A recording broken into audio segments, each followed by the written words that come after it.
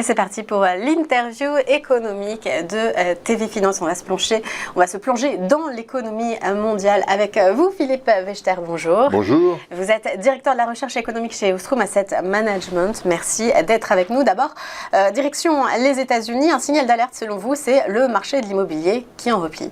Absolument. On a des statistiques sur l'immobilier qui sont très baissières. On a eu des indicateurs sur l'activité des constructeurs de maisons qui est revenu à un niveau très bas, comparable au niveau qui était observable avant la grande crise financière. Vous savez, cette explosion de la bulle financière, de la bulle immobilière aux États-Unis. Et pourquoi on regarde ça? Parce que globalement, on s'est aperçu que généralement, avant chaque récession américaine, il y avait un choc sur le marché immobilier. Il y a quelques exceptions, mais elles sont rares par rapport à toute la séquence dont on peut disposer. Et donc, on observe les différents points. On observe cet indicateur d'activité. On observe, et on va avoir l'update cet après-midi, les reventes de maisons qui baissent de façon très significative depuis plusieurs mois. Pourquoi c'est important? Eh bien, parce que c'est des indicateurs en volume. On voit les ventes baisser, on voit la construction baisser. On a vu hier les mises en chantier ralentir très fortement. Ça veut dire qu'il y a un impact immédiat sur l'emploi, sur l'activité. C'est un baromètre, oui. C'est un baromètre essentiel. Et on comprend bien les raisons pour lesquelles ce baromètre s'est un peu déréglé. C'est que depuis plusieurs mois, désormais, les taux d'intérêt hypothécaires remontent aux États-Unis en phase avec la remontée des taux d'intérêt. Et donc les ménages se sentent en difficulté. Vous savez, quand vous regardez le marché de l'immobilier, vous avez des premiers emprunteurs qui sont très solides, des emprunteurs ensuite qui le sont un petit peu moins, mais qui peuvent rembourser. Et puis il y a une troisième catégorie d'emprunteurs qui sont beaucoup plus fragiles. Et on est probablement sur cette partie-là ces derniers mois, et donc des gens qui se retrouvent coincés par des taux d'intérêt qui remontent et des maisons qui ne se vendent plus aussi facilement. Et donc il y a une difficulté qui est observable. Oui, c'est ça, les taux d'intérêt sont vite remontés aux États-Unis parce qu'on est maintenant à les 5-6%. Et puis il y a des ménages qui aussi empruntent à taux variable, donc ça peut être d'autant plus tôt. C'est généralement des taux fixes aux États-Unis, mais ça fait des charges d'intérêt qui sont beaucoup plus importante. Et quand vous êtes fragile, quand vous imaginez que le marché de l'immobilier va continuer de progresser et que en cas de difficulté, vous pourrez toujours revendre, parce que le marché de l'immobilier est quand même très fluide aux États-Unis, là, vous ne pouvez pas. Ça veut dire que les prix se sont effondrés, les prix de Alors, les prix commencent à bouger, oui. Quand on regarde les grands indicateurs, type Case-Shiller, c'est l'indicateur de référence, on voit qu'au mois de juillet, c'est le dernier chiffre disponible, les prix sur le mois ont baissé. Ce qui est important, parce que les prix de l'immobilier, à l'échelle fédérale, sont très rigides à la baisse. C'est-à-dire qu'ils montent facilement, ils baissent difficilement. Là, on a une première baisse au mois de juillet, et c'est la première fois depuis 2010. Vous voyez, donc c'est sur une longue période. Et quand on regarde ville par ville, on s'aperçoit que les villes de l'Ouest, notamment dans le nord, au-dessus de la Californie, les Seattle ou même San Francisco, les prix commencent à baisser. Quand on regarde, par exemple, par rapport au mois de mai, le mois de mai est le pic de prix, et on voit que depuis cette période-là, eh bien, il y a des mouvements de baisse qui sont significatifs. Donc le marché est en train de changer. Tout le marché américain ne change pas au même rythme. Il y a certaines villes, je pense notamment à Miami, où les prix continuent d'être très robustes, mais on voit bien que le marché a changé d'allure. C'est ça qui nous importe, parce qu'il y a une partie des ménages qui vont se retrouver en difficulté. Vous savez, il y a un effet que les économistes aiment bien, qui est un effet de richesse. Quand votre immobilier se valorise, vous avez l'impression d'être plus riche, vous pouvez dépenser davantage. Et même si vous êtes aux États-Unis, vous pouvez aller voir votre banquier pour qu'il vous mette un crédit supplémentaire. Là, d'un seul coup, si les choses s'inversent, eh bien, vous vous sentez un peu moins riche. Vous ne pouvez pas aller voir votre banquier. Mais ça veut dire que la Fed a un peu réussi son coup, parce qu'elle voulait casser la demande. Alors, la Fed a réussi son coup, mais il faut être très attentif à toutes ces questions. Parce que on voit bien que le marché de l'immobilier ne fait pas un ajustement d'ajustement cyclique très banal. On voit qu'il y a un mouvement quand même très brutal.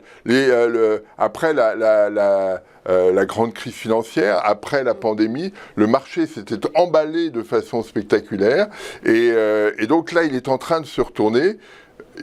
Il faut qu'il se retourne, mais pas trop. C'est ça, toute la difficulté de la Fed, de la gestion de la politique monétaire par la Fed, c'est qu'il faut inverser les choses, mais pas trop.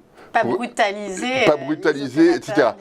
C'est là toute la difficulté. Et on voit bien la question, c'est à quelle vitesse la Fed veut revenir sur son objectif de 2% d'inflation. Soit elle veut revenir très très vite, mais à ce moment-là, elle remonte les taux très brutalement, et peut-être c'est en partie ce qu'elle a fait pour l'instant, mais ça veut dire que tous les agents économiques endettés se retrouvent en difficulté. Et donc là, il y a un risque de dépression, pas simplement sur l'immobilier, mais aussi pour les entreprises. Donc il faut être ferme, mais pas trop. Avoir un objectif qui soit de revenir sur la cible d'inflation, non pas en 2023 ou 2024, mais plutôt 2025-2026, pour éviter qu'à cette crise d'inflation s'ajoute une crise financière. Et en plus, la Fed ne regarde pas directement le prix de l'immobilier, le prix des loyers, oui, mais les prix de l'immobilier ne regardent pas forcément. Il regarde tout. Non, là-dessus, il y a plein d'économistes qui travaillent sur des choses. Donc non, c'est un sujet majeur parce que, comme je l'évoquais tout à l'heure, les récessions sont généralement précédées d'une crise immobilière. Donc c'est un indicateur d'alerte sur ce qui pourrait se passer. Et là, on est attentif à ce qui se passe sur l'immobilier parce que ça a une allure qui est pas très rassurante. Et une autre zone qui n'est pas très rassurante sur l'immobilier, c'est la Chine, évidemment. Alors, elle a été plusieurs fois en risque, ce secteur immobilier là-bas. Il y a des vraies difficultés, il y a des promoteurs qui sont au bord de la faillite. Ça pourrait entraîner vraiment l'économie chinoise à la ralentir considérablement. Mais, oui, tout à fait. C'est une situation, l'économie, le marché immobilier chinois, qui s'est emballé depuis une vingtaine d'années et qui s'est accéléré ces dernières années, est en train de basculer. Les ménages sont très endettés, les entreprises immobilières ne sont plus capables de fournir les prestations qui étaient souhaitées. Evergrande, par exemple, a plein d'immeubles, de logements à construire qui n'y arrivent pas parce qu'il s'est très endetté et il n'a plus les moyens de les construire. Donc les ménages qui avaient payé, parce que les ménages payent en avance, et donc il y a une situation d'un déséquilibre très, très fort. Et donc il y a une situation qui est en train de bouger, et probablement que les prix aujourd'hui en Chine sont trop élevés et risquent de baisser. Mais ça veut dire que les ménages chinois ont un endettement immobilier très élevé, un endettement généralement très élevé. On est au-dessus de 100% du revenu. 130 même, et le patrimoine est essentiellement un patrimoine immobilier. Donc si vous avez des prix de l'immobilier qui baissent, et on commence à le voir à Shenzhen par exemple, eh bien ça pourrait créer là aussi un effet de richesse négatif du côté des ménages. Et donc cette situation immobilière en Chine est extrêmement préoccupante pour deux raisons. La première, c'est que on voit bien que c'est une sorte de chape de plomb sur l'économie chinoise.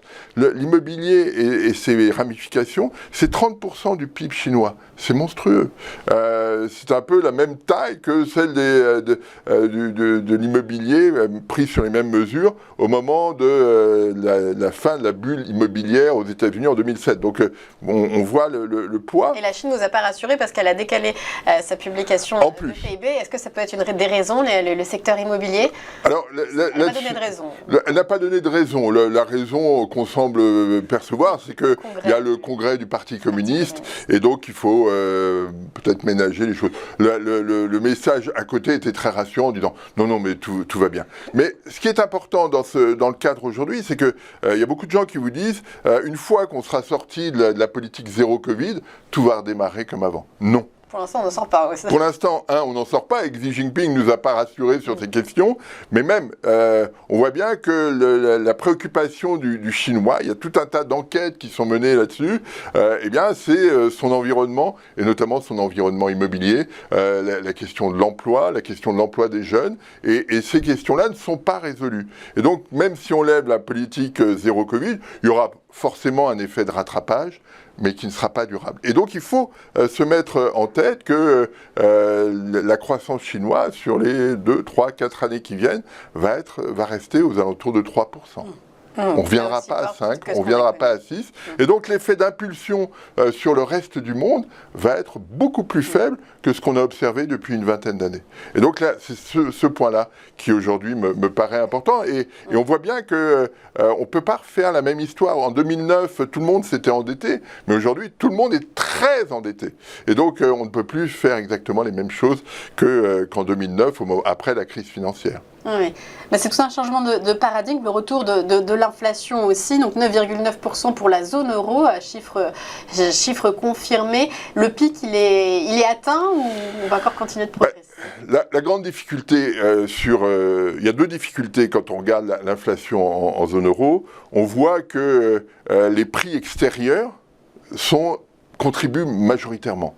On a une contribution très forte de l'énergie, qu'on ne maîtrise pas en Europe.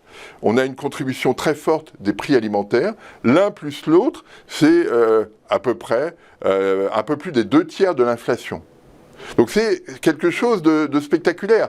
Et tant qu'on n'aura pas réglé la question du marché de l'énergie en Europe, cette contribution de l'énergie va rester très élevée parce qu'elle ne dépend plus du pétrole comme par le passé, comme jusqu'au mois de décembre dernier, si je puis dire. Elle dépend beaucoup du prix du gaz. Et là, il y a une vraie question, et aujourd'hui et demain, les Européens doivent discuter de cette question, voir comment on peut stabiliser le prix du gaz pour éviter la volatilité qu'on a constatée en 2022.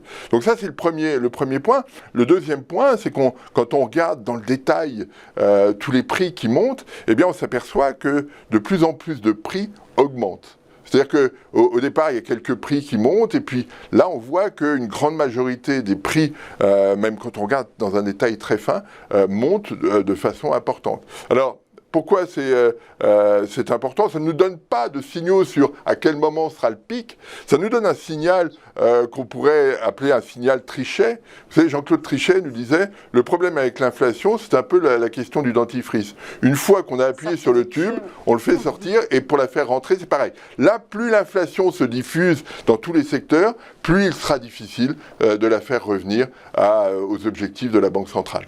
Oui, surtout que la solution n'est pas monétaire comme... Elle n'est pas monétaire. Et c'est là un vrai changement par rapport à d'autres périodes. C'est-à-dire qu'il n'y a pas une banque centrale du gaz qui ajouterait du gaz ici ou là, comme la BCE en 2008-2009 a ajouté des liquidités ici ou là, soutenu telle banque, etc. Ça, on ne peut pas le faire. Donc là, il y a un besoin de trouver une solution sur le marché de l'énergie. Et ça va être important. Se mettre d'accord. Oui, mais ça va être important de se mettre d'accord. Et on voit bien que les Européens ont du mal à se mettre d'accord, et chacun a un peu tendance à tirer la couverture à lui. On l'a vu avec le plan de 200 milliards de l'Allemagne. Est-ce qu'on n'est pas dans une situation où on voit quelques failles s'instiller dans la construction européenne à la Commission européenne, et de faire le nécessaire pour colmater tout ça. Oui, particulièrement intéressant aujourd'hui à suivre avec ce sommet européen sur l'énergie. Merci beaucoup à Philippe Wechter. Je rappelle que vous êtes directeur de la recherche économique chez Ostrom Asset Management. C'était donc l'interview économique de TV Finance.